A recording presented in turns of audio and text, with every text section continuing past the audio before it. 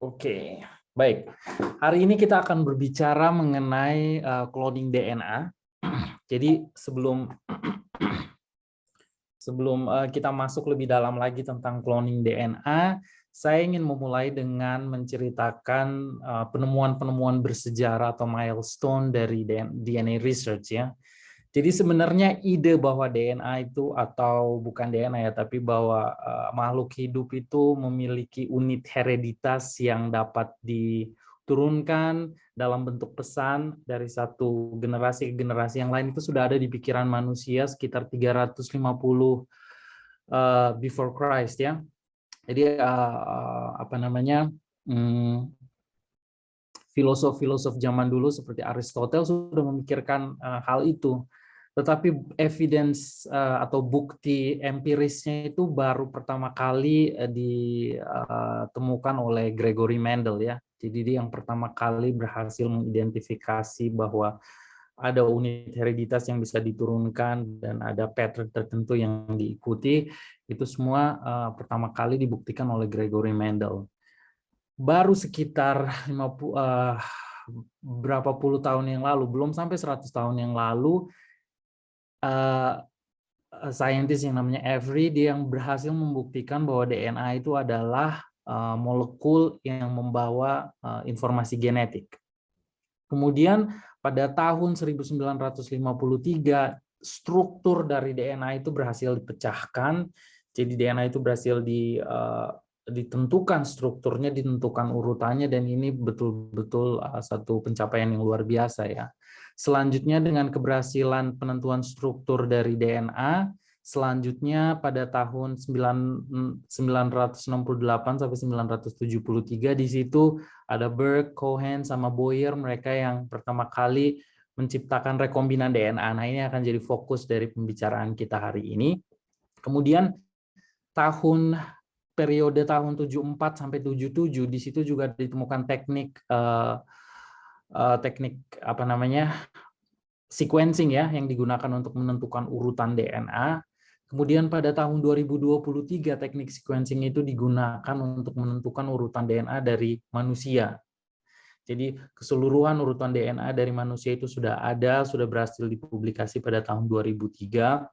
Bahkan saya sendiri waktu masih di US sempat sequence DNA saya, jadi saya tahu apa namanya asal-usul saya dari mana, berapa persen apa namanya ancestry-nya seperti apa, kemudian probability penyakit dan segala macam sekarang bisa dianalisis dengan melihat urutan sequence DNA. Jadi ini pencapaian yang luar biasa. Dari tahun 50-an kita baru tahu itu, sekarang tahun 2023 orang udah bisa menentukan urutan DNA. Kemudian selanjutnya yang paling terbaru adalah teknik-teknik yang sudah dijelaskan tadi, misalnya cloning, kemudian sequencing, itu membantu kita untuk melawan pandemik saat ini. Jadi ini salah satu apa namanya informasi yang saya dapat dari Twitter. Di sini dia kasih timeline tentang perkembangan vaksin ya. Jadi pertama kali Desember 2019 COVID-19 muncul di China, Januari 10 sequence-nya itu udah berhasil ditentukan, dan berdasarkan sequence dari SARS-CoV-2 itu riset untuk pengembangan vaksin di mana cloning DNA pasti dipakai di situ, semuanya bisa berjalan dengan cepat sampai akhirnya kita tidak perlu berlama-lama menghadapi pandemik SARS-CoV-2 gitu kan, jadi bisa lebih cepat. Jadi ini satu apa istilahnya ya, milestone yang luar biasa juga ya yang dicapai oleh umat manusia, kurang lebih seperti itu. Nah, kalau kita berbicara soal rekombinan DNA atau cloning, apa sih sebenarnya rekombinan DNA itu? Apa sih sebenarnya cloning itu? Mengapa itu cloning DNA? Maksud saya mengapa itu menjadi sesuatu yang sangat powerful? Pertama, kalau kita bisa cloning, artinya kita punya kekuatan untuk mengontrol DNA itu, kita bisa pindahkan dari satu organisme ke organisme yang lain. Contohnya di sini, kemarin sudah pada belajar soal sel eukariot dan sel prokariot ya. Nah, kalau dengan teknologi cloning yang bisa kita lakukan adalah di sini kita bisa misalnya ambil fragmen DNA dari sel eukariot, kemudian kita sambungkan ke dalam plasmid yang datangnya dari bakteri, Jadi DNA dari dua organisme yang benar-benar berbeda, ya kan? Kemudian plasmid itu bisa kita bawa dan kita transformasi lagi atau kita kirimkan lagi ke organisme yang lain. Misalnya di sini saya punya sel alga ya, ini organisme yang saya kerjakan waktu S3 dan sekarang masih saya kerjakan di ITB untuk kegiatan riset saya. Ini adalah alga hijau yang digunakan untuk meneliti berbagai macam proses fundamental, misalnya fotosintesis, itu apa namanya, topik yang saya pelajari. Nah, waktu S3 dulu saya menggunakan Chlamydomonas reinhardtii ini untuk memproduksi prekursor biofuel, biodiesel. Maaf Pak Edo, sebentar, Ya. PowerPoint-nya dari Bapak tidak jalan di screen kami, Bapak. Oh ya, ini sekarang kalau di sana sampai di mana PowerPoint-nya? Masih di judulnya Bapak. Oh gitu. Iya. Kalau ini udah jalan? Masih di judulnya Bapak, maaf. Oke, bentar ya. Coba saya share screen lagi. Oke, ini baru yang kedua, Bapak. Oh, ini yang kedua ya? Ya, milestones of DNA research. Oke. Jadi ini tadi saya sudah sempat cerita milestone of DNA research. Kemudian ini tadi yang saya ceritakan tentang di Twitter ya, tentang bagaimana kita bisa lebih cepat dalam waktu kurang lebih 1 tahun ya, kita udah punya vaksin yang digunakan untuk melawan COVID-19. Nah, Nah, ini yang saya maksud tadi. Jadi ini slide-nya kelihatan ya. Di sini ada gambar sel. Sudah Bapak, sudah Oke. kelihatan gambar sel eukariotik dan prokariotik. Silakan lanjutkan baik. Bapak. Oke, baik. Jadi yang tadi saya maksudkan adalah dengan teknologi rekombinan DNA, sel eukariot, DNA yang ada di sel eukariot yang ada di dalam nukleusnya itu bisa kita amplifikasi, enggak semuanya, kita bisa ambil fragmen tertentunya saja, kita sambungkan ke plasmid, kemudian kita bisa kirim ke organisme yang lain. Jadi seperti yang tadi saya jelaskan, ini organisme yang di paling kiri ya, itu gambar sel Chlamydomonas reinhardtii yang saya pakai buat penelitian S3 dan juga saya pakai untuk penelitian di ITB sekarang. Nah, waktu S3 kemarin saya ingin memproduksi biofuel di Chlamydomonas. Jadi saya pengen produksi asam lemak yang rantainya pendek yang bisa dipakai untuk bahan bakar pesawat terbang gitu. Jadi waktu itu kenapa kita pilih Chlamydomonas, karena dia tumbuhnya gampang, tumbuhnya lebih cepat. Tapi masalahnya Chlamydomonas tidak memiliki kemampuan untuk memproduksi asam lemak tersebut. Jadi caranya gimana biar Chlamydomonas itu bisa memproduksi asam lemak tersebut? Kita ambil gen dari tumbuhan yang spesifik memproduksi asam lemak tersebut, saya sambungkan ke dalam plasmid dari bakteri, kemudian saya gunakan plasmid rekombinan tersebut, saya kirim ke dalam selnya mikroalga ini untuk kemudian nanti diekspresikan di dalam mikroalga dan mikroalga itu bisa membuat biodiesel. Jadi itu ide dari DNA cloning. Jadi kalau tahun 30-an, tahun 40-an kita bahkan baru tahu oh ya ada yang namanya DNA, cuman nggak tahu fungsinya seperti apa. Sekarang kita udah bukan hanya tahu itu apa, tapi kita mampu untuk memanipulasi. Kita bisa ambil, kita bisa pindahkan, kita bisa utak-atik. Itu sesuatu yang luar biasa menurut saya. Nah, selanjutnya apa sih sebenarnya DNA cloning itu dimulai dari mana? Jadi di sini saya ada gambar. Di sini mudah-mudahan foto ini bisa terlihat dengan jelas. Ini saya ambil dari papan pengumuman waktu saya masih sekolah S3 dulu. Jadi pembuatan DNA rekombinan itu dipicu oleh beberapa penemuan penting. Pertama itu adalah penemuan enzim restriksi, enzim yang dapat memotong DNA, kemudian penemuan enzim yang dapat menyambungkan dua fragmen DNA atau ligase, kemudian teknologi untuk mentransformasi atau mengirimkan plasmid ke dalam bakteri. Nah, semuanya itu kemudian digunakan untuk teknik-teknik tersebut untuk pembuatan DNA rekombinan dan itu bisa kita gunakan untuk cloning saat ini. Jadi orang yang berjasa untuk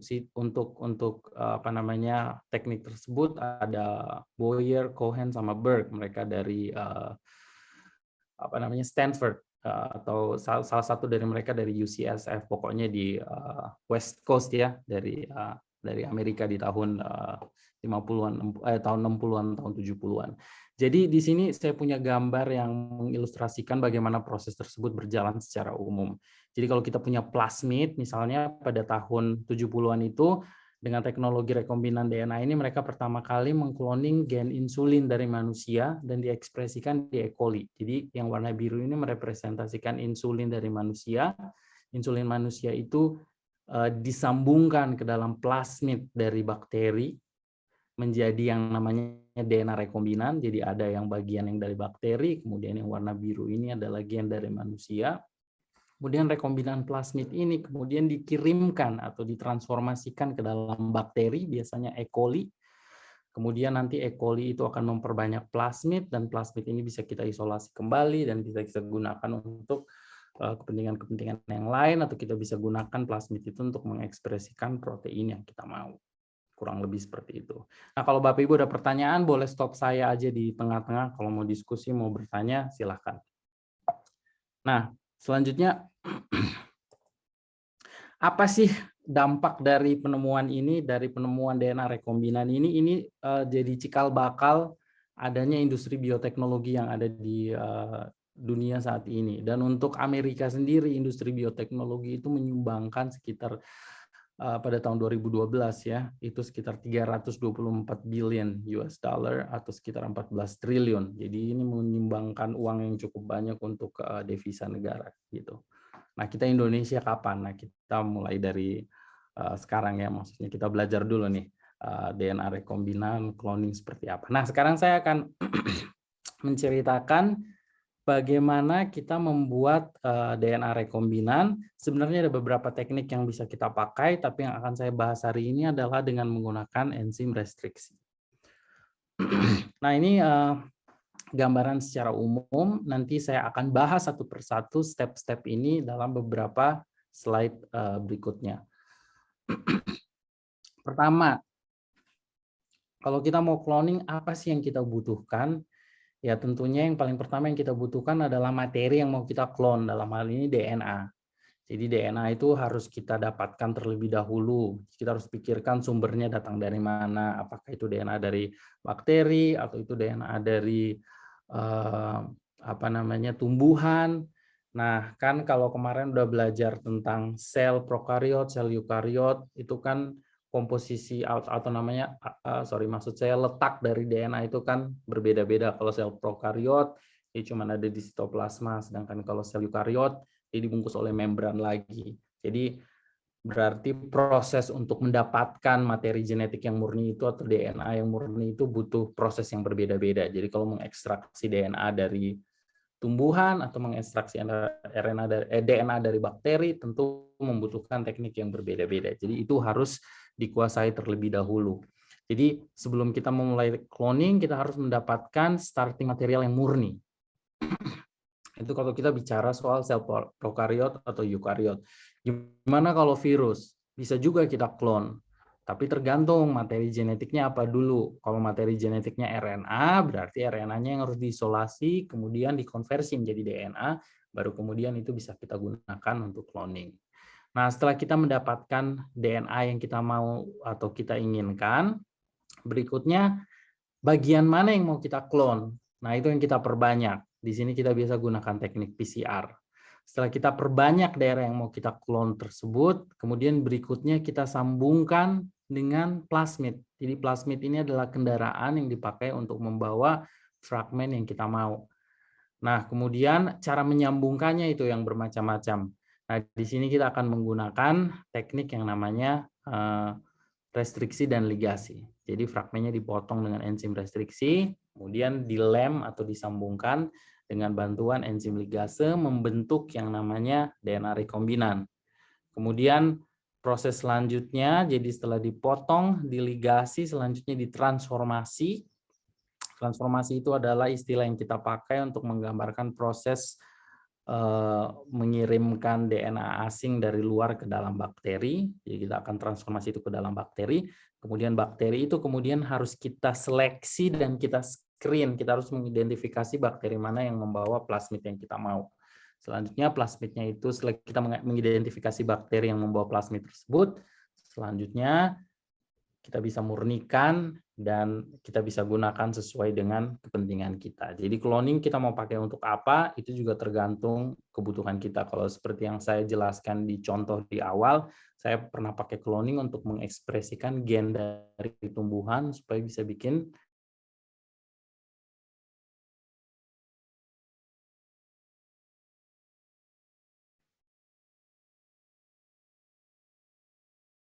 Maaf Bapak, Bapak Edo. Nah, sekarang coba kita bahas satu persatu nih, step-stepnya seperti apa. Kita mulai dari PCR. Saya udah lihat demografik para peserta yang ikut di sini, kebanyakan udah pada ngerti soal PCR. Mungkin ada beberapa yang belum, tapi saya akan coba membahas kembali secara secara cepat PCR itu seperti apa ya. Nah, PCR itu ini juga salah satu teknik luar biasa sih yang ditemukan oleh manusia. Jadi ini kita bisa gunakan untuk mengamplifikasi atau memperbanyak segmen dari DNA tertentu. Jadi misalnya kita punya manusia itu kan gennya kan, maksudnya urutan DNA-nya kan banyak ya, besar sekali. Nah, teknologi PCR ini memampukan kita untuk mengamplifikasi hanya bagian tertentu. Nah, kemampuan itu bisa dilakukan karena dengan PCR kita bisa menggunakan yang namanya primer. Jadi primer itu bisa menempel di daerah mana yang mau kita amplifikasi. Kemudian nanti ada enzim yang namanya DNA polimerase yang bertugas untuk memperbanyak daerah tersebut.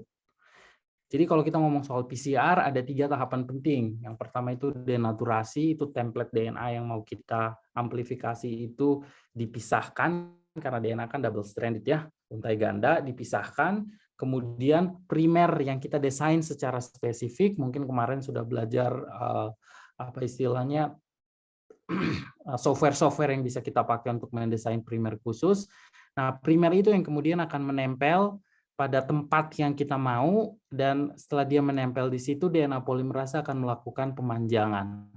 Nah, ini akan dilakukan dalam beberapa siklus. Jadi ini misalnya contoh dari siklus pertama, template DNA-nya itu terpisah, kemudian primer menempel pada ujung 3 aksen. Ketika primer menempel, enzim yang bertugas untuk memperbanyak atau memperpanjang primer ini namanya DNA polimerase akan membaca template yang ada, kemudian dia akan menginkorporasikan DNTP yang sesuai dengan template yang ada, sehingga nanti akan disintesis rantai DNA yang baru.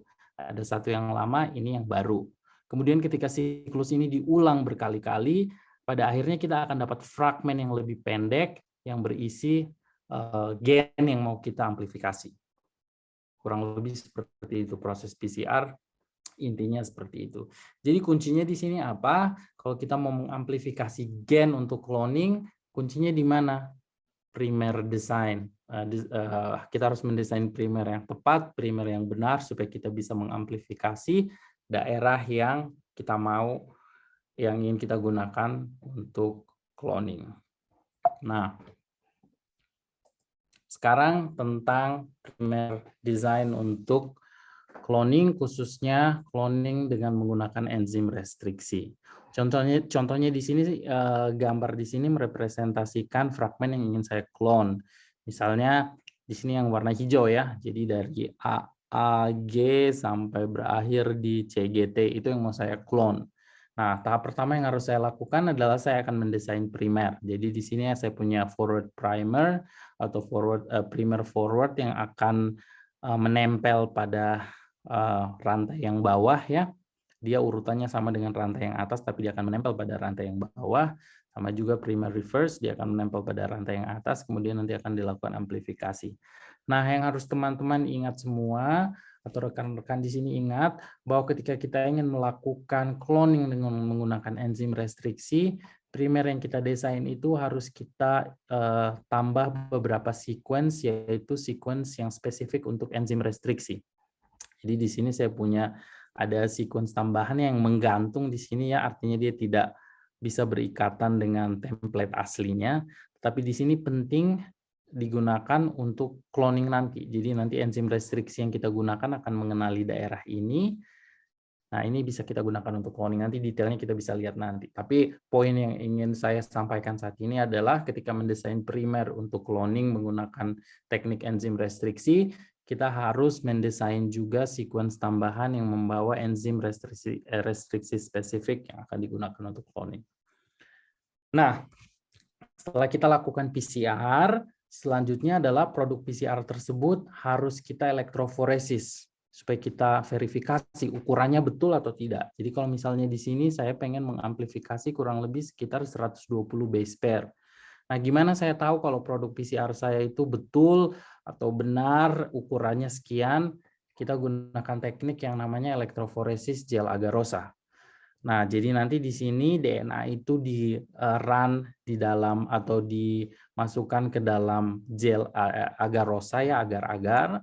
Agar-agar ini punya pori-pori tertentu, kemudian kalau kita beri aliran listrik, DNA yang bermuatan negatif itu akan bergerak dari kutub negatif ke kutub positif. Kemudian karena ada pori-porinya di sini, kalau kita punya beberapa fragmen DNA yang ukurannya panjang, bukan ukurannya panjang, maksudnya ukurannya bervariasi, maka DNA tersebut akan terpisah berdasarkan ukurannya. Fragmen yang ukurannya kecil akan berjalan lebih cepat, jadi dia akan ada di bawah. Ini kutub positifnya ada di sini, kutub negatifnya ada di sini. Jadi di sini berarti ukurannya lebih kecil. Kemudian fragmen yang ukurannya lebih besar akan ada di atas karena dia bermigrasi lebih lambat. Nah, dalam elektroforesis gel agarosa, untuk memvisualisasikan DNA-nya di sini, jadi pita-pita yang ada di sini ini merepresentasikan DNA. Nah, ini bisa divisualisasikan karena kita akan gunakan molekul yang namanya etidium bromida. Etidium bromida itu akan terperangkap di dalam struktur DNA. Kemudian dia bisa berpendar. Jadi ada warna yang bisa kita lihat kalau kita taruh itu di bawah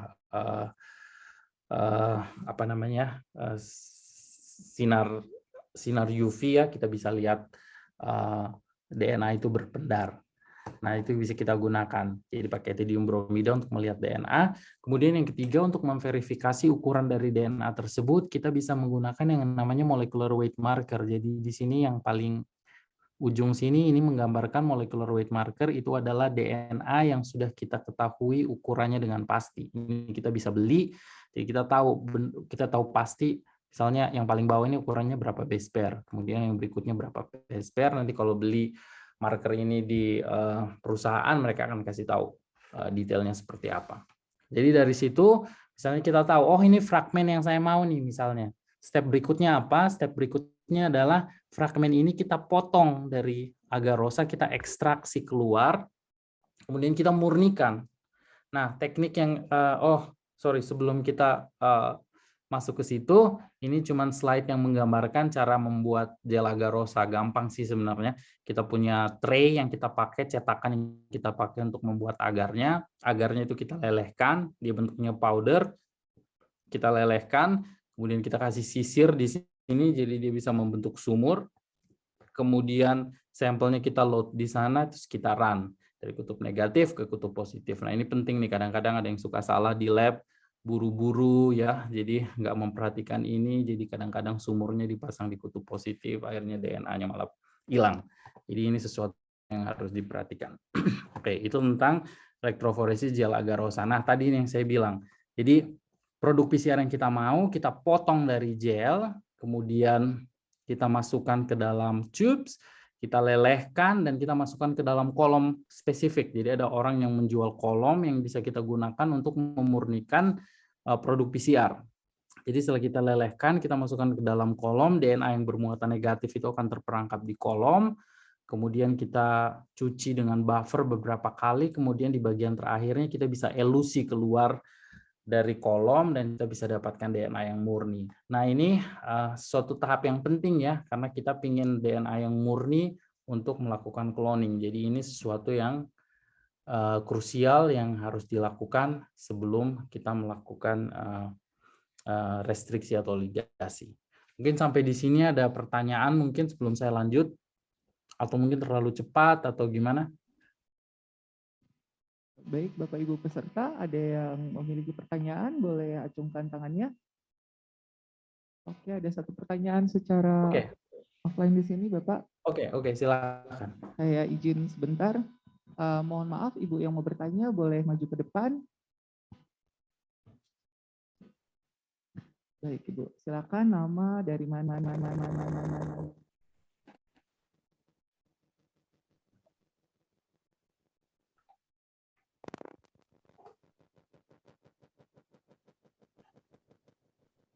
Oke, udah mulai bertanya belum? Saya nggak dengar pertanyaannya, belum dengar.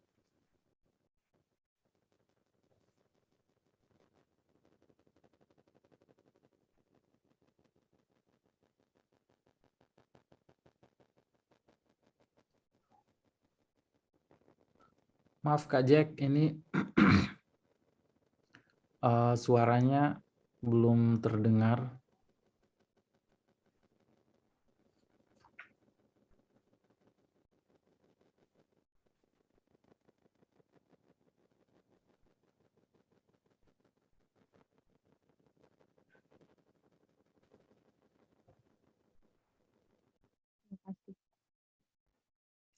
Oh ya, maaf saya belum dengar pertanyaannya sama sekali, hilang ini. Atau mungkin bisa diketik di kolom chat mungkin ya.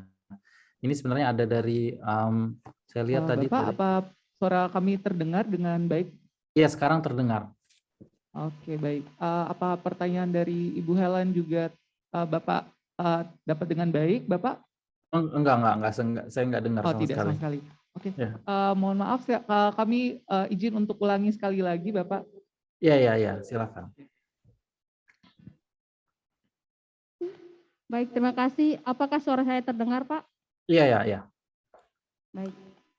Dalam proses PCR itu kan ada berbagai proses. Prosesnya itu kan ada denaturasi, annealing sampai extension. Di dalam denaturasi, di dalam proses PCR juga pasti bukan hanya suhu yang dibutuhkan, tapi siklus yang mau kita inginkan itu berapa. Biasanya siklusnya Gimana siklusnya? Saya hilang. Siklus ya. Sorry, saya lost pertanyaan terakhirnya. Siklusnya gimana? Berapa banyak siklus gitu ya?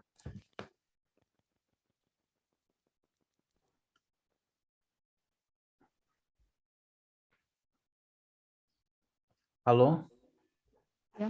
Halo? Iya. Maksudnya berapa banyak siklus yang dibutuhkan gitu ya?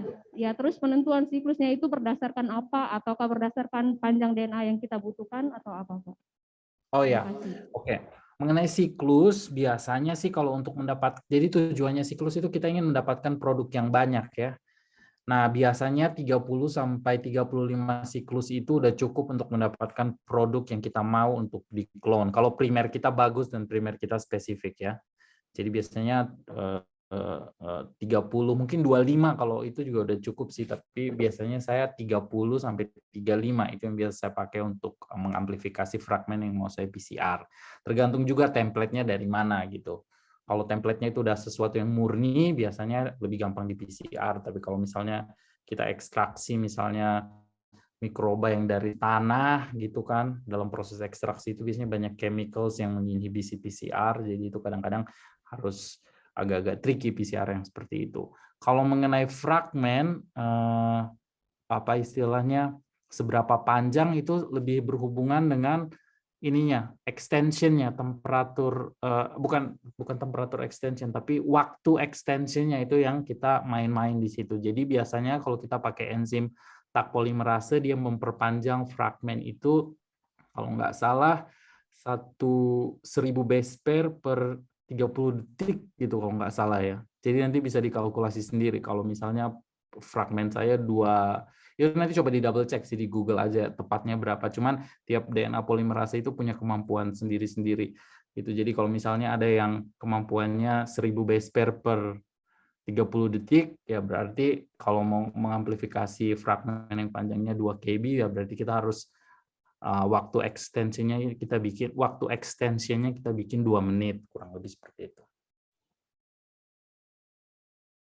Itu kalau tentang PCR. Gimana, jelas kedengaran ya? Ibu Helen bagaimana? Sudah jelas Bapak? Bapak Ibu yang lain masih ada pertanyaan? Baik Bapak, silakan lanjutkan Bapak. Oke, baik. Saya lanjut ya. Nanti kalau ada pertanyaan lagi kita bisa diskusi di akhir. Nah, itu tentang PCR. Setelah kita dapat produk yang murni, berikutnya apa? Yang kedua yang harus kita pikirkan adalah plasmid. Nah, ini plasmid juga harus kita siapkan dalam kondisi yang... Mohon maaf, Fred. Iya. Apakah saya bisa bertanya? Oh, boleh Bu. Silakan Bu.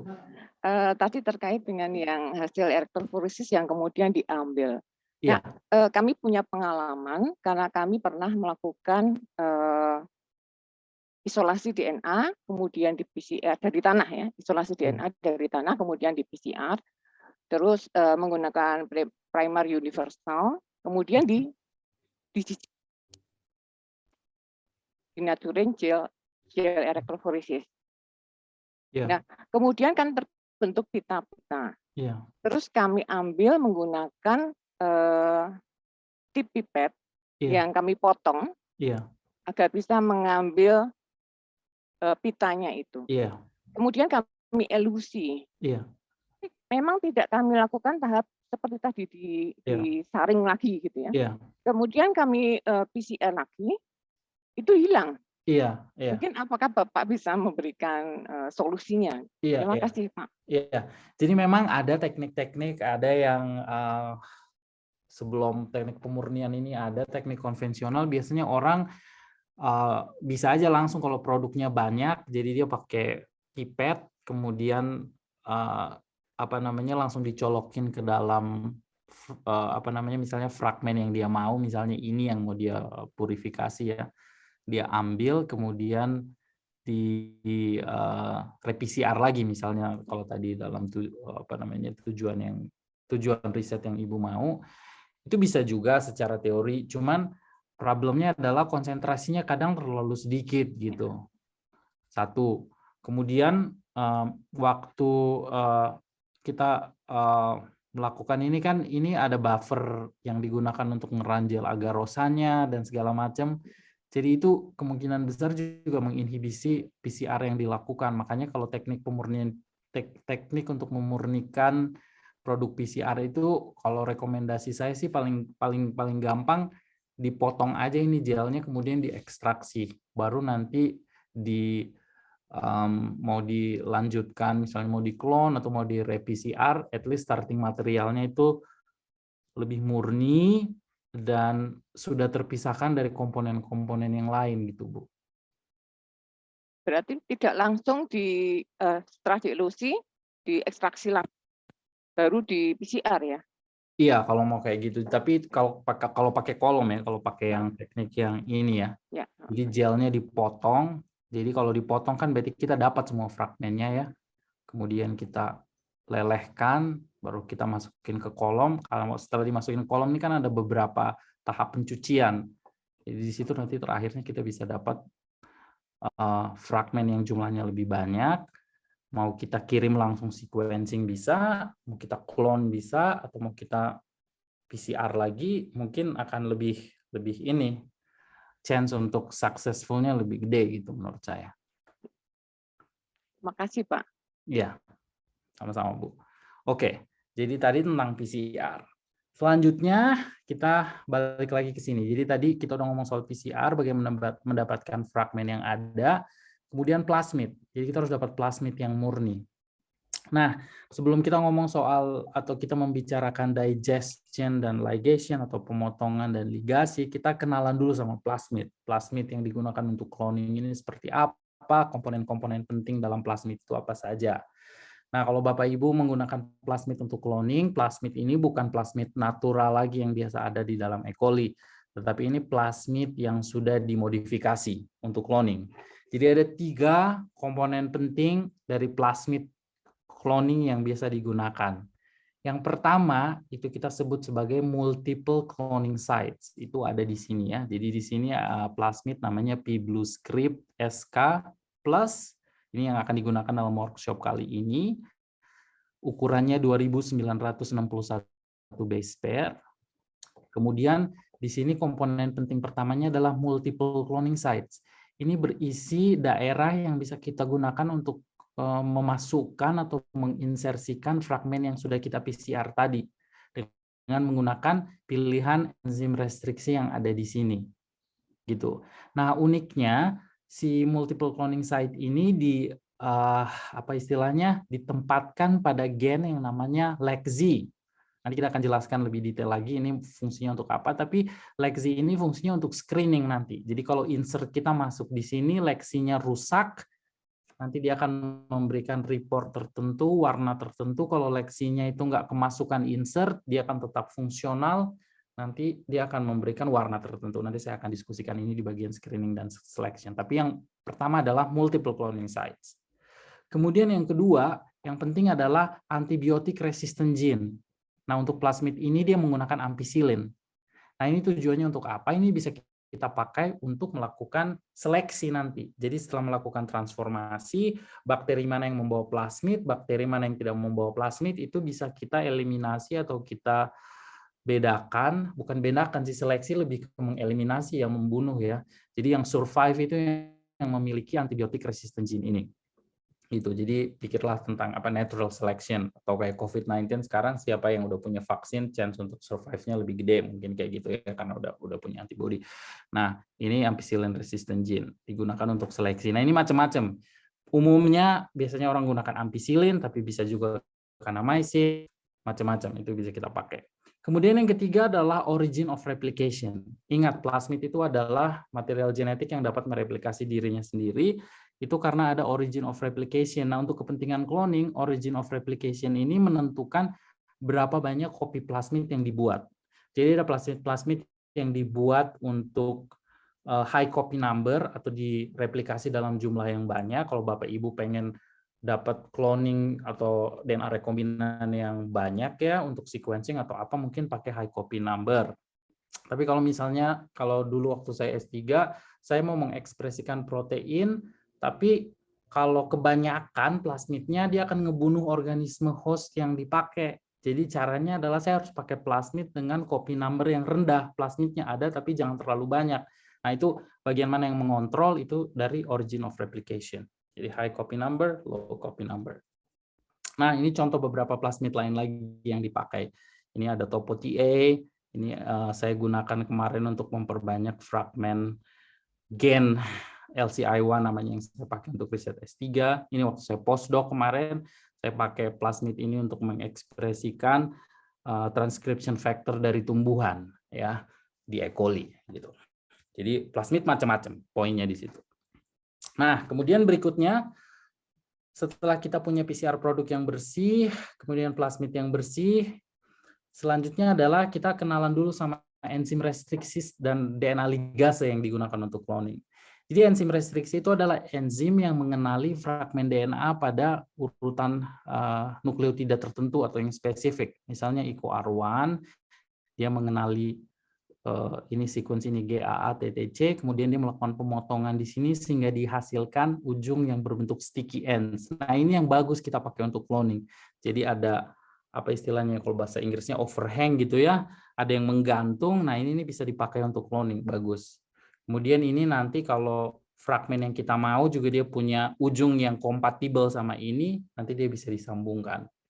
Sedangkan DNA ligase tugasnya adalah mengkatalisis penyambungan dua fragmen DNA yang berbeda gitu. Jadi di sini mereka komplement, kemudian nanti G sama A ini disambungkan, G sama A ini disambungkan.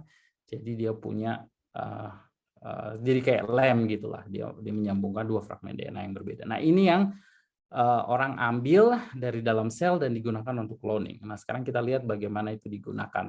Oke, satu lagi tentang enzim restriksi. Enzim restriksi itu pola pemotongannya ada dua. Seperti yang saya bilang tadi, ada yang menghasilkan sticky ends, ujungnya menggantung seperti ini. Ada yang menghasilkan blunt ends, jadi nggak ada overhang seperti ini. Nah, kalau yang blunt end ini jarang kita pakai untuk cloning, nggak akan terlalu bagus, kecuali kalau nggak ada pilihan lain ya mungkin, tapi kemungkinan besar nanti cloningnya akan agak susah. Tapi kalau kita pakai sticky ends, itu akan jauh lebih bagus. Jadi ini sesuatu yang perlu Bapak Ibu pertimbangkan ketika mendesain atau memilih enzim restriksi yang akan digunakan untuk cloning. Kemudian, nah contohnya di sini nih, saya punya produk PCR, saya punya vektor ya, plasmid, saya potong dengan enzim KPN1 sama BAM-H1, ya kan, di sini nanti fragmennya itu kurang lebih seperti ini. Kemudian insert yang saya mau, PCR produk yang saya mau, udah ada sisi pemotongannya yang saya desain waktu kita mendesain primer, itu kita ligasikan ke dalam, kemudian kita dapatkan produknya, produk ligasinya itu seperti ini. Jadi bisa lihat Bapak Ibu lihat di sini ada mereka kompatibel. Dia bisa membentuk base pair G, membentuk pasangan dengan C, T dengan A dan seterusnya sehingga nanti kemudian bisa dilakukan ligasi. Jadi yang warna merah ini dari insert, kemudian yang abu-abu ini dari vektor atau dari plasmid yang digunakan. Nah, setelah kita dapatkan fragmen ini atau kita dapatkan hasil ligasi ini di dalam test tube, selanjutnya kita lakukan transformasi. Nah, perlu saya ingatkan lagi, proses ligasi itu tidak selamanya berjalan sempurna. Ya kan, yang kita mau seperti ini, semua insert kita masuk ke dalam vektor. Ya, di dalam dunia ini kan nggak ada yang sempurna ya, begitu juga dengan ligasi. Jadi ketika kita melakukan reaksi ligasi, selalu saja ada plasmid yang nggak kemasukan insert. Dia akan mengalami religasi yang jadinya plasmid kosong, kita bilang di sini warna biru ya, nggak ada insert sama sekali. Sedangkan ini rekombinan plasmid, ada fragmen yang kita mau. Semuanya ini ada di dalam mixture atau ligation mix yang kita buat. Jadi makanya tahap selanjutnya setelah transformasi itu kita perlu seleksi dan screening adalah untuk membedakan kedua ini. Nah, sebelum kita bicara soal seleksi dan screening, tahap selanjutnya adalah hasil ligasi yang sudah kita buat ini yang berisi 2 campuran plasmid ini kita transformasikan ke dalam E. coli atau competent cell. Nah, E. coli yang dipakai untuk transformasi ini harus yang khusus, maksudnya bukan ya memang udah didesain untuk bisa take up plasmid, tapi juga kita harus tumbuhkan dia nggak terlalu tua, nggak terlalu muda, ada umur tertentu yang harus kita panen dan harus kita siapkan untuk kita gunakan dalam transformasi, itu kita sebut sebagai competent cell. Jadi di sini ada beberapa teknik yang biasa dipakai untuk transformasi. Yang pertama yang canggih itu menggunakan mesin elektroporator, electroporation, tapi di situ kita butuh kuvet khusus. Jadi setelah plasmid sama E. coli-nya itu dicampurkan, kita masukkan ke dalam kuvet, kemudian kita masukkan ke dalam mesin elektroporator. Nah, dalam mesin elektroporator ini akan diberikan sengatan listrik yang cepat. Nah, sengatan listrik itu akan membentuk pori mikroskopik di sekitar membran sel dari E. coli sehingga plasmid itu bisa masuk. Kemudian setelah plasmid masuk, E. coli-nya kan di sini luka-luka ya. Jadi kita harus recovery dulu. Kita harus kasih dia kesempatan untuk recovery, kita tumbuhkan di dalam shaker, baru kemudian kita taruh ke plate untuk ditumbuhkan. Nah, itu tahap pertama, electroporation. Tahap yang kedua, kita juga bisa gunakan metode lain yang namanya heat shock. Kalau heat shock ini kita butuh sel kompeten khusus yang dibuat dengan CaCl2. Kalau tadi di sini electroporation, microscopic pore-nya itu dibuat dengan sengatan listrik, di sini microscopic pore-nya dibuat dengan bahan kimia yang namanya CaCl2. Kemudian untuk memasukkan plasmidnya, kita secara cepat taruh E. coli dalam kondisi 42 derajat Celcius, dia agak stres ya, suhunya terlalu tinggi, dia bisa ambil plasmid itu masuk ke dalam sel, kemudian setelah itu kita taruh di es, dan kita tumbuhkan lagi di shaker biar dia recovery, gitu kan. Nah, apa kelebihan dan kekurangan dari masing-masing ini? Kalau electroporation bagus, efisiensi transformasinya tinggi, tapi ya kita butuh peralatan yang mahal di sini kan, harus beli mesin elektroporator, kuvet juga nggak murah gitu. Tapi ini kita bisa pakai untuk berbagai jenis bakteri, bisa E. coli, kalau mau transformasi bacillus dan segala macam, atau ragi pun kita bisa pakai elektroporator gitu. Sedangkan kalau heat shock ini biasa kita pakai untuk E. coli dan relatif murah gitu, bikin kompeten selnya juga murah, kita cuma butuh water bath. Jadi ini lebih saya sih prefer yang heat shock ya, karena saya gampang lah bikin ini, walaupun bikin kompeten selnya agak complicated, tapi lebih convenient buat kayak kita di Indonesia yang cukup limited ya labnya. Nah, itu kita bisa pakai heat shock. Nah, selanjutnya setelah kita kirimkan E. coli itu, plasmid itu ke dalam E. coli, nah selanjutnya nih selection and screening. Selection and screening, apa sih selection itu, apa screening itu? Nah, kalau misalnya kita punya bakteri yang tidak kita seleksi, hasil transformasinya itu kita tumbuhkan saja di media pertumbuhan biasa tanpa antibiotik, semuanya akan tumbuh. Jadi yang abu-abu ini merepresentasikan E. coli yang tidak membawa plasmid. Sedangkan dua ini merepresentasikan E. coli yang membawa plasmid, pink E. coli yang membawa plasmid dengan insert, yang coklat E. coli yang membawa plasmid kosong. Nah, kalau kita lihat plate-nya sih, kalau realnya seperti ini, nggak ada koloninya tuh kayak karpet aja putih semuanya. Nah, kalau kita kasih seleksi, kita kasih antibiotic selection, maka kita akan membunuh yang tidak membawa plasmid. Jadi yang tidak membawa plasmid ini akan mati, dia tidak akan mampu bertumbuh. Jadi yang survive itu adalah bakteri yang membawa plasmid. Nah, tergantung dari tipe plasmid yang kita gunakan. Kalau kayak tadi yang saya sebutkan, yang saya perkenalkan di atas, plasmid yang mengandung insert sama plasmid yang tidak mengandung insert, dua-duanya akan tumbuh. Jadi kita harus keluar dengan teknik tambahan, yaitu screening untuk membedakan dua populasi bakteri ini. Kalau kita pakai plasmid yang lain, kalau tadi teman-teman ingat ada plasmid Topo TA yang saya sebutkan di awal, itu dia punya sistem seleksi yang berbeda. Jadi kalau gen itu terinsersi ke dalam plasmid, dia akan merusak reporter gene-nya. Reporter gene-nya itu mereka pakai gene yang toksik. Jadi kalau reporter gene yang toksik itu hilang, berarti bakterinya bisa tumbuh, tapi kalau plasmid kosong berarti ada toxic gene-nya. Toxic gene-nya itu bakal membunuh si E. coli itu sendiri, jadi dia bisa mati. Jadi ini bisa, nggak perlu kita pakai blue white screening, jadi kita bisa langsung dapat koloni putih yang kita gunakan untuk proses selanjutnya. Nah, sekarang tentang blue white screening. Nah, ini blue white screening ada di sini, seru nih. Nah, apa sih blue white screening, bagaimana atau apa sih ide di balik atau cara orang membedakan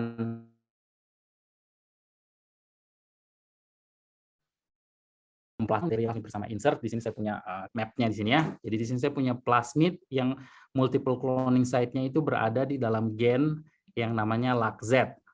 LAC-Z itu akan memproduksi protein yang namanya beta-galaktosidase.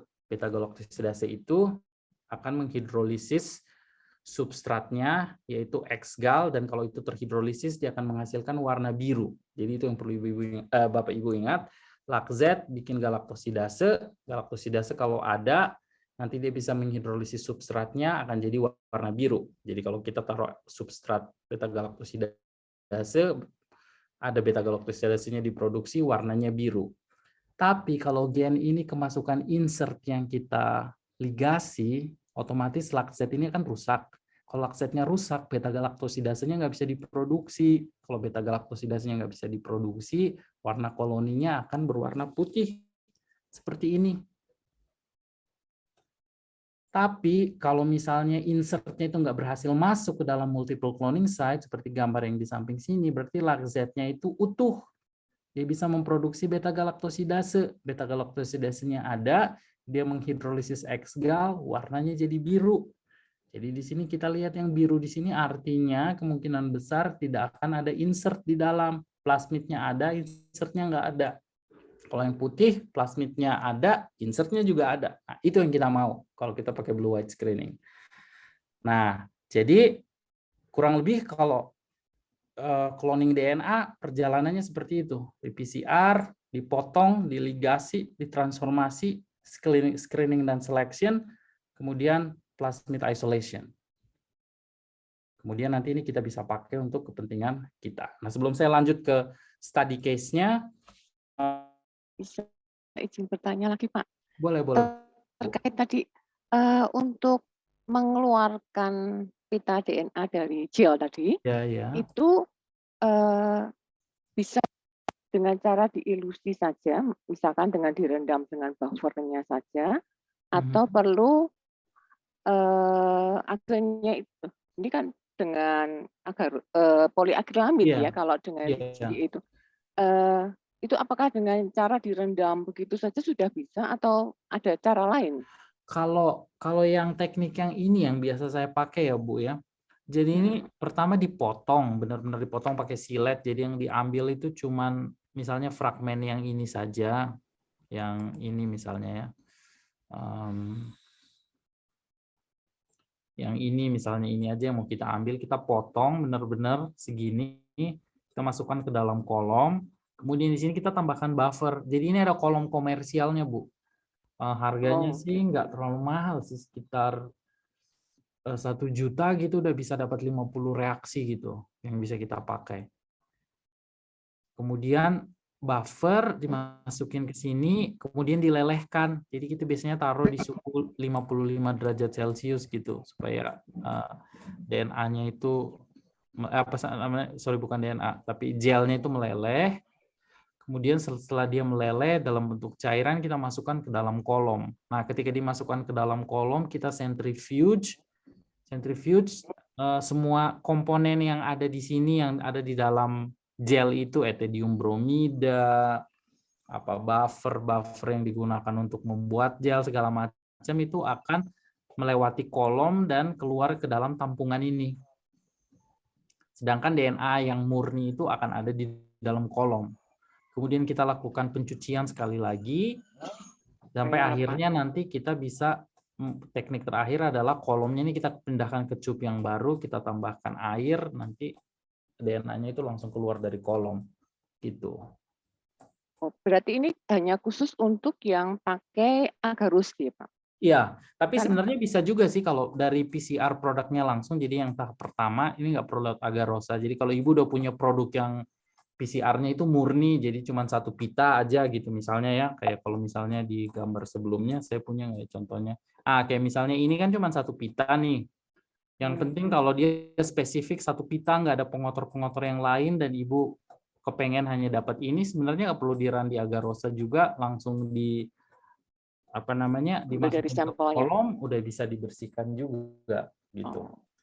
Yang kami alami itu sebenarnya produk PCR-nya kami lakukan di GGA, itu menggunakan gelnya itu menggunakan poliakrilamid. Oh, yang itu Ya, nah itu juga makanya kalau misalkan harus dilelehkan ini juga caranya jadi agak susah kan? Iya, benar kalau poliakril. Jadi ini tujuannya untuk apa sih, Bu? Ini untuk kami tuh ingin studi komunitas mikroorganisme yang melakukan nitrifikasi dari tanah. Sehingga kami dapat isolasinya dari tanah, kemudian kami PCR dengan bukan primer universal sebenarnya, lebih ke primer khusus untuk mikroorganisme bakteri yang melakukan nitrifikasi. Kemudian kami proses sampel itu setelah di PCR kemudian masuk ke GGA menggunakan poliakrilamid. Oke, baik. Oke. Udah terbentuk pitanya, kemudian kami lakukan hanya dengan cara ilusi saja, dengan direndam dengan buffer running-nya itu selama semalam. Terus besoknya kami ambil lagi hasil ilusinya itu, kemudian kami PCR lagi. Tetapi setelah di elektroforesis dengan agarose tidak tampak pitanya. Iya. Itu mungkin konsentrasinya terlalu dikit mungkin, atau mungkin proses ekstraksi, mungkin buffernya nggak cocok atau gimana gitu ya, Bu ya. Jadi itu mungkin dioptimasi mungkin. Ya. Terima kasih, Pak. Iya. Sama-sama, Bu. Oke, kita lanjut ya. Yang offline udah siap ya? Sudah boleh Bapak lanjutkan? Iya, tadi kira-kira keputusnya di mana yang offline? Informasi mana yang tidak didapatkan dari presentasi saya sebelumnya? Untuk bagian yang offline, yang terakhir kami dapatkan setelah proses restriksi ligasi, isolasi plasmid, selanjutnya, untuk seleksinya sudah. Ini udah, white blue-nya sudah. Sampai di sini ya? Oke, sudah sampai pada poin yang di sini, Bapak. Oke, baik. Oke, jadi ini kira-kira gambaran dari proses bagaimana? Yep. Pada slide yang ini, plasmid isolation tadi sudah sampai di bagian itu, Bapak. Oke, plasmid isolation ya. Jadi tahap terakhir nanti setelah kita dapatkan E. coli yang mau kita E. coli yang membawa plasmid rekombinan yang kita mau, dari hasil seleksi dan screening itu nanti kita akan lakukan isolasi plasmid. Jadi kurang lebih gambarannya seperti itu. Nah, sekarang tahap selanjutnya apa? Setelah kita isolasi plasmid rekombinan DNA yang kita mau, tahap berikutnya adalah kita harus memverifikasi klon yang kita dapat. Apakah klon yang kita dapat itu betul atau tidak. Jadi kita isolasi plasmid murninya, kemudian kita potong lagi dengan enzim restriksi dan kita kirim buat sequencing. Nanti kita bisa lihat detailnya ini di contoh kasusnya ya. Jadi itu tahap selanjutnya. Kemudian setelah kita sequencing, kita dapat urutannya, baru selesailah proses cloning DNA yang kita mau. Nah, sekarang saya mau masuk aja langsung ke contoh. Gimana nih? Kalau misalnya saya ambil contoh di sini, karena di lab Biokesmas di Kupang kan kerja dengan SARS-CoV-2 ya. Jadi seandainya kita ingin mengkloning salah satu gen dari SARS-CoV-2, contohnya di sini kita mau mengkloning gen N. Gen N, kalau kita lihat struktur genomnya dari SARS-CoV-2, gen N itu yang ini ya, yang ada di sini. Gimana kalau fragmen ini mau kita klon? Tahapannya seperti apa? Pertama, yang harus kita lakukan adalah kita harus isolasi RNA dari SARS-CoV-2. Ini akan teman-teman lakukan siang ini, yang praktikum langsung. Kemudian cDNA-nya itu disintesis. Kemudian gen N-nya itu diamplifikasi dengan teknik PCR. Kemudian waktu kita melakukan PCR, kita punya enzim restriksi yang bisa kita gunakan untuk digestion, kita ligasi ke plasmid, transformasi, seleksi dan screening, isolasi plasmid, kemudian verifikasi. Oke, kita lihat secara cepat ya detailnya seperti apa. Nah, ini contoh dari desain primer yang digunakan untuk mengamplifikasi fragmen yang mau diklon ini. Warna hijau ini adalah fragmen gen N yang mau diklon. Nah, satu hal penting yang ingin saya tekankan di sini adalah ketika kita memilih enzim restriksi mana yang cocok, hal pertama yang harus dilakukan adalah gunakan software untuk, atau setidaknya Bapak Ibu harus maksudnya harus memilih enzim restriksi yang tidak memotong fragmen yang mau diklon. Contohnya di sini, fragmen ini punya sisi restriksi NDE. NDE ini adalah salah satu enzim yang biasa orang pakai untuk cloning juga di multiple cloning sites. Jadi kalau udah terdeteksi, oh fragmen saya ini ada NDE di sini, berarti waktu saya mau clone, saya nggak boleh pakai enzim ini. Kalau nggak nanti ya kepotong juga, nggak akan mungkin diklon semuanya. Jadi itu tahap pertama yang harus dilakukan sebelum mendesain primer, analisis dulu fragmen yang mau diklon. Enzim restriksi apa yang ada di sana yang harus dihindari gitu. Nah, kemudian nanti di sini didapat setelah di PCR menggunakan primer dan yang mengandung enzim restriksi yang cocok. Misalnya di sini saya pilih enzim KPN1 dan BMH1, BAMH1 gitu kan. Satu di ujung 5 aksennya itu KPN, ujung satunya lagi BMH1. Ini menentukan arahnya juga loh ya. Jadi ujung enzim restriksi ini menentukan arah, kalau misalnya gennya mau diekspresikan, arah transkripsinya dan segala macam itu kita harus desain dengan betul. Jadi contohnya di sini kita lihat ini bukan vektor ekspresi, di sini cuma vektor clone, jadi nggak terlalu masalah. Di sini cuman kalau kita lihat lexZ, arah transkripsinya ke sana. Nah, KPAN itu ada di mana? Jadi di sini ini list enzim restriksi yang nggak boleh memotong fragmen yang kita mau gitu. Jadi kalau misalnya tadi saya pilih KPN bebas, di dalam fragmen yang saya mau itu nggak ada, atau lagi BAMH1. Jadi nanti fragmen saya kalau terklon itu arahnya ke sini. Begitu. Nah, selanjutnya untuk digestion. Pertama, enzim restriksi. Kita harus kalau untuk restriksi kita harus memikirkan berapa banyak DNA yang mau kita potong. Kemudian aktivitas dari enzim restriksi itu sendiri bagaimana, berapa banyak jumlah enzim yang digunakan. Kemudian berikutnya kalau kita mau memotong dengan dua enzim yang berbeda, double digest namanya, misalnya ini KPN dengan BMH1, buffernya itu kompatibel atau enggak. Nah, itu harus kita pikirkan. Jadi misalnya aktivitas enzim restriksi di sini, ntar saya stop dulu ininya. Misalnya di sini saya pakai dari website NBE. Ini bisa dilihat nggak sih apa namanya browser saya di sini?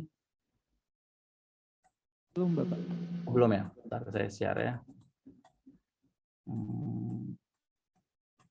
Nah, ini bisa kelihatan ya. Sudah. Jadi ini dari New England Biolabs, ini enzim restriksi yang paling saya suka pakai enzim restriksi ini karena buffernya bagus, kompatibel banyak. Nah, ini BMH1, informasinya ada di sini. Dia kompatibelnya sama buffer R31, suhunya 37 derajat Celcius, suhu reaksinya gitu ya. Nah, ini aktivitasnya di sini 20 unit per mililiter. Nah, di sini juga mereka biasanya menceritakan unit itu definisinya apa sih? Di sini dikasih tahu. Unit itu didefinisikan sebagai jumlah BMH1 yang dibutuhkan untuk memotong 1 mikrogram DNA gitu. Jadi harus dihitung-hitung. Nah, nanti siang ini kayaknya kalau nggak salah di worksheet atau di buku panduannya di situ ada cara-cara tentang bagaimana, atau latihan lah tentang bagaimana menghitung aktivitas enzim, berapa banyak yang dibutuhkan untuk reaksi Anda. Nah, tapi hal lain yang perlu coba saya share PowerPoint saya lagi. Hal lain yang perlu diingat lagi adalah kenapa itu penting, karena enzim restriksi itu ada yang namanya star activity. Star activity itu kalau kondisinya itu tidak optimum, kadang-kadang enzim restriksi ini jadi nggak spesifik lagi. Dia bisa memotong sequence yang mirip-mirip dengan dia, which is kita nggak mau.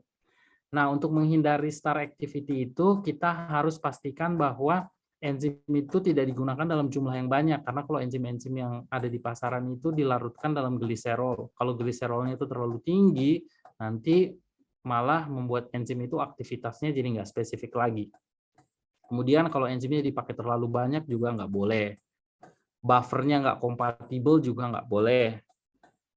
Kalau waktu reaksinya terlalu lama juga nanti bisa-bisa dia jadi non-spesifik gitu. Jadi ini sesuatu yang perlu diperhatikan ketika kita melakukan digestion. Ligasi.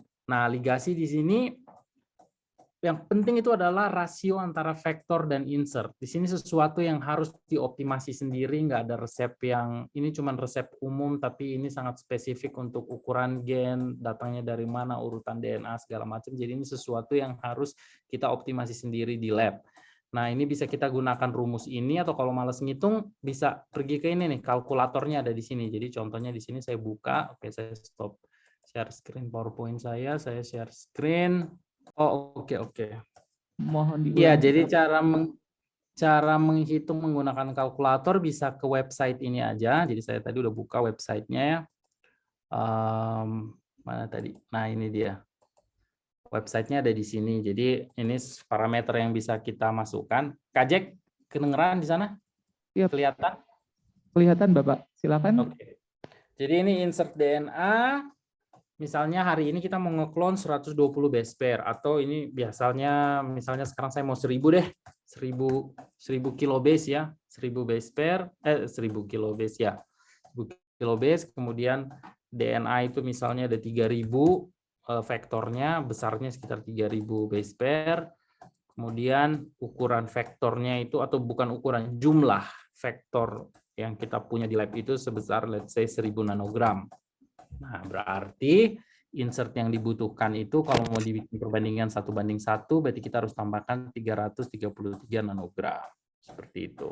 Kalau saya sih biasanya perbandingannya selalu 3:1. Saya udah punya resep khusus sih kalau ligasi. Saya kalau pakai perbandingan kayak gini kadang suka gagal, tapi saya udah ketemu resep spesifik yang harus saya ikutin. Jadi itu kalau untuk cloning yang saya kerjain, saya udah ngikutin resep itu aja. Kayak gitu. Nanti kalau ada yang mau tanya, nanti bisa diskusi sama saya. Kemudian yang terakhir adalah suhu optimum untuk ligasi. Oke, saya share itu lagi ya PowerPoint saya. Suhu optimum untuk ligasi juga penting. Jadi berkisar antara 4 derajat sampai 16 derajat. Kadang-kadang kita berhasil di 4 derajat, kadang-kadang kita harus pindahkan ke 16 derajat, jadi itu sesuatu yang harus kita optimasi juga. Jadi terakhirnya nanti goalnya kita dapatkan DNA rekombinan seperti ini, yang dimulai dari tahap amplifikasi fragmen, fragmennya dipotong, plasmidnya dipotong, diligasi, ini jadi DNA rekombinan yang kita mau, atau plasmid rekombinan yang kita mau, di mana insertnya itu ada di dalam gen LAC-Z. Nah, kemudian berikutnya, transformasi, tadi kita udah jelaskan, kita bisa pakai heat shock.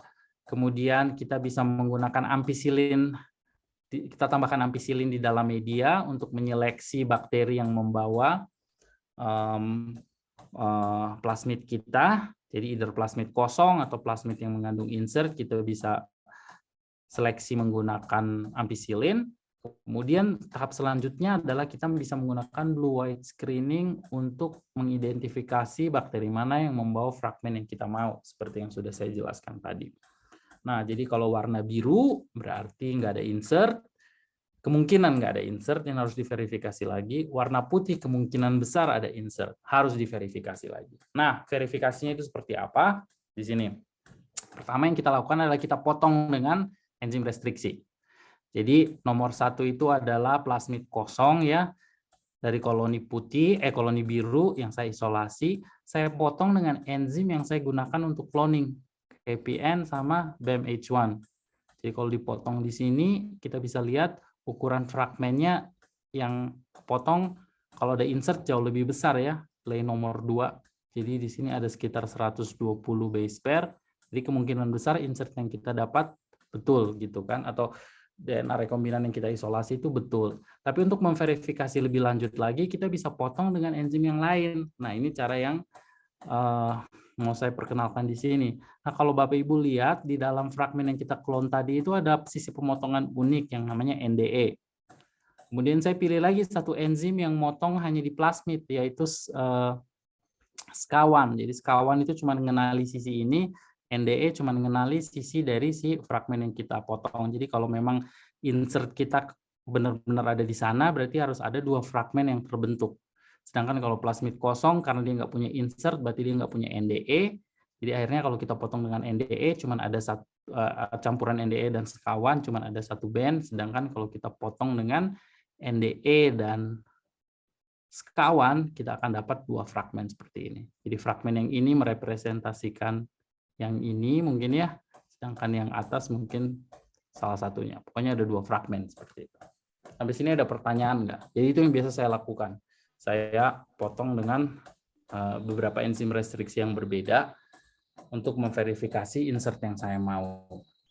Kemudian, oke, ada pertanyaan mungkin? Bapak Ibu, silakan, ada satu di sini Bapak. Iya, silakan. Maaf, boleh maju ke depan Ibu. Mohon perkenalkan namanya, dari mana, biar bisa boleh di sini saja, biar bisa terekam. Ya, terima kasih. Perkenalkan, nama saya Marni dari Poltekkes Kupang. Ya. Ya, saya ingin bertanya. Jadi kemarin kami kan diberikan penugasan untuk mendesain primer. Dari GNN untuk SARS-CoV-2 yang seperti tadi Bapak jelaskan. Nah, pada saat mendesain primer kan kita harus memilih pasangan base pair di forward maupun reverse-nya. Nah, kemarin saya coba lakukan beberapa kali untuk menentukan di lokasi untuk primer untuk yang mau dipotong itu, tapi saya selalu mendapatkan secondary structure-nya itu selalu di moderate, sedangkan kalau disarankan kan harusnya very weak untuk kalau mau bagus. Nah, itu saya sudah sedangkan untuk menentukan berapa base pair itu kan harus memperhatikan suhunya. Jadi suhu tidak boleh dan GC-nya. Nah, saya coba beberapa kali menggunakan yang base pair-nya lebih sedikit dengan yang lebih banyak, tapi tetap memperhatikan suhunya. Hasilnya setelah menggunakan software Oligo itu tetap hasilnya adalah moderate.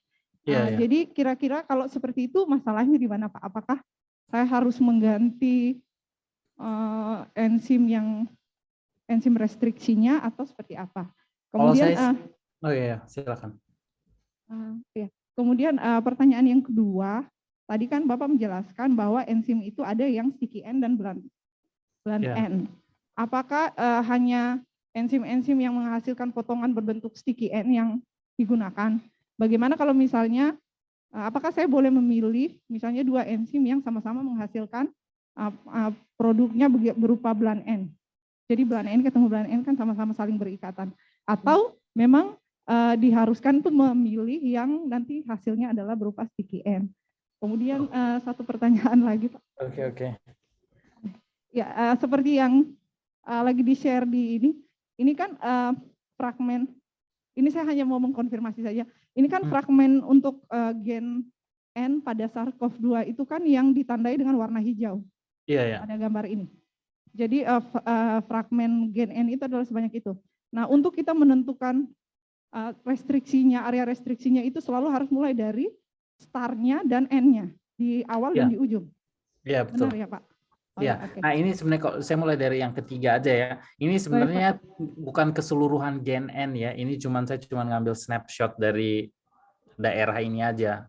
Sebenarnya kan dia lebih panjang dan lebih besar dari ini, dan untuk kegiatan hari ini kita nggak mengklon semuanya, kita cuma mengklon fragmennya aja. Jadi kalau mau ngelihat sisi restriksinya ya lebih baik urutan lengkapnya gitu. Dari awal sampai akhir. Ya. Itu tapi selalu memotong dari awal dan dari akhir dari untaian gen N itu. Maksudnya gimana? Enggak sih, kalau enzim restriksi kan dia cuma mengenal 6 nukleotida ya, 6 sampai 8 mungkin ya. Jadi dia ada di mana-mana, dia menyebar di mana-mana sih. Maksud saya lokasi pemotongannya itu selalu dimulai dari awalnya di ujung depan dengan ujung akhir dari gen tersebut, gen N tersebut. Jadi untuk pasangan bahasanya. Iya, jadi kalau di sini NDE misalnya ya, dia kan mengenali spesifik ada 6 nukleotida yang ada di sini. Jadi itu yang dipotong, dia potong di situ. Gitu maksudnya. Saya nggak ngerti, saya kurang paham pertanyaannya sih. Di awal dan di akhir maksudnya gimana? Misalnya urutan kan, misalnya contoh ya Pak, misalnya gen N di SARS-CoV-2 ini dia punya ada 2000 pasang basa misalnya. Jadi kita selalu untuk memotong itu selalu dimulai dari basa pertama. Oh enggak. Dari starnya untuk gen itu dengan di N-nya seperti itu. Oh tidak harus. Enggak, dia bisa, tidak harus dia potong di mana-mana, yang penting di tengah kalau ada sisi pemotongan itu dia potong di situ. Bukan random sih, cuman ya di mana ada nukleotida yang spesifik yang bisa dikenali oleh enzim restriksi itu dia potong di situ. Gitu. Jadi nggak harus selalu mulai dari awal. Izin Pak Alfredo, saya izin menjembatani. Mungkin maksud pertanyaannya, apakah selalu harus full length gen yang di-cloning? Ya, enggak kemarin selalu waktu harus. Memang kita sesi bioinformatik, saya kebetulan ngasih tugasnya nge-cloningnya dari start codon sampai stop. Sebenarnya kan tidak harus. Ya silakan Pak Alfredo untuk dijawab. Ya, jadi kalau mau clone tergantung tujuannya. Jadi sebenarnya kalau kita mau cloning, kita mulai dari tujuannya apa yang mau diklon. Kalau misalnya untuk hari ini, kenapa kita hanya mengklon fragmen dan tidak mengklon keseluruhannya? Misalnya kita ingin memverifikasi ini sebenarnya daerah yang berwarna hijau ini adalah daerah yang biasa dipakai oleh lab-lab untuk mengidentifikasi, maksudnya kalau untuk pasien yang positif SARS-CoV-2 itu PCR-nya itu mengenali daerah ini. Nah, sekarang kan banyak mutasi di mana-mana kan. Jadi kita bisa aja mengklon daerah ini, terus kita sequence beberapa sequence untuk kita tahu, oh ya benar nggak sih ada mutasi di sini. Nah, itu kita bisa mengklon hanya fragmen itu saja, tapi tidak perlu mengklon keseluruhan.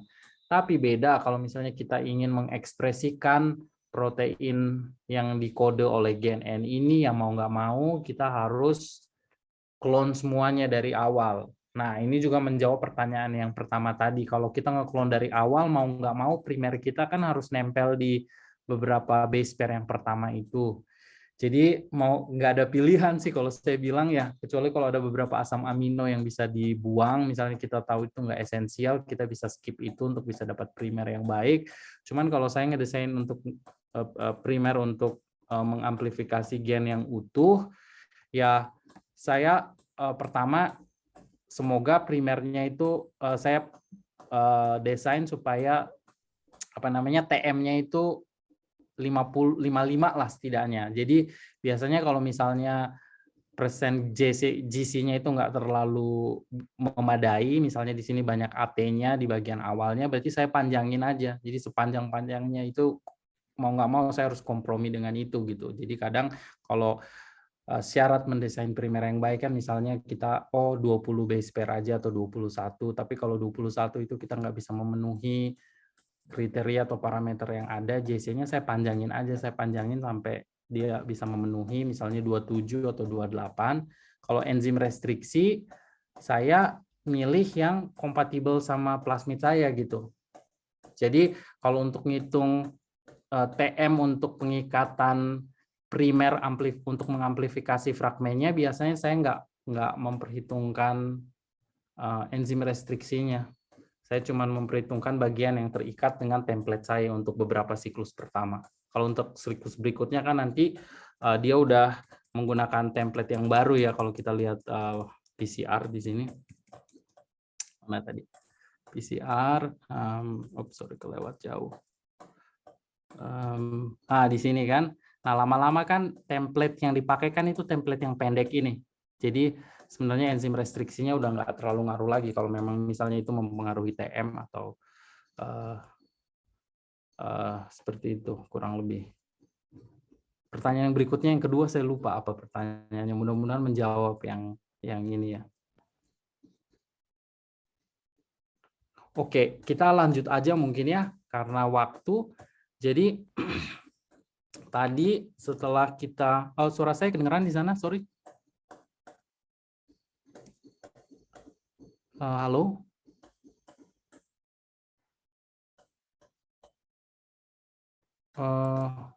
Kak Jack? Oke.